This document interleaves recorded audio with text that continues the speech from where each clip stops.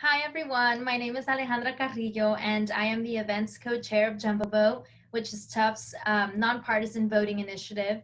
And today I will be guiding you all on how to fill out the National Voter Registration Form, which you can use to register to vote.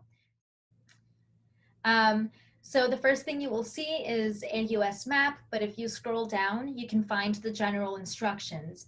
So in order to be eligible to submit this form, you have to be at least 18 years old and a US citizen.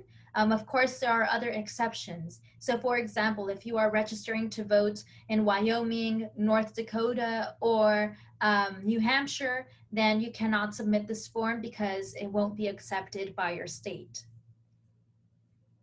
In this portion of the website, we see application instructions. So this is really just an outlay of what the form will ask of you to submit.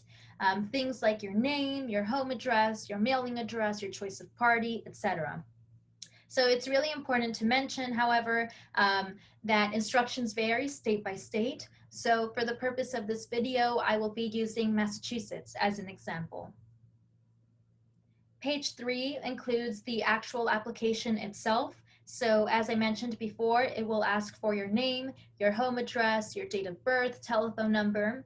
But boxes 6, 7, and 8 are the most important in terms of really reading your state's instructions and specific requirements.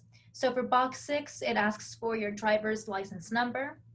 But if you do not have a driver's license and are registering to vote in Massachusetts, you can submit the last 4 digits of your social security number, and that should suffice. For box 7, your choice of party.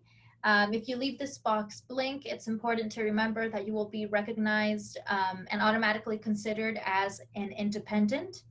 And box 8 is your race or your ethnic group. So for the state of Massachusetts, you must leave this box blank. This differs from other states like Florida, where they specifically request for you to fill out this box. So this is another reason why it's very, very important to read your specific state's instructions. Last but not least, it asks for your signature. You have to make sure that it's legible, clear, and easy to read, and because otherwise there may be delays in processing your form.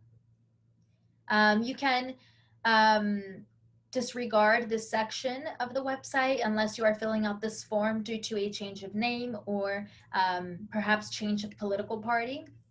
If you scroll all the way to the end, this is where you can find state instructions. So as I mentioned before, if you are looking to register in a state that is not Massachusetts, you should read this information to not only figure out your state's specific requirements and regulations, but also the mailing address to which you will send this form.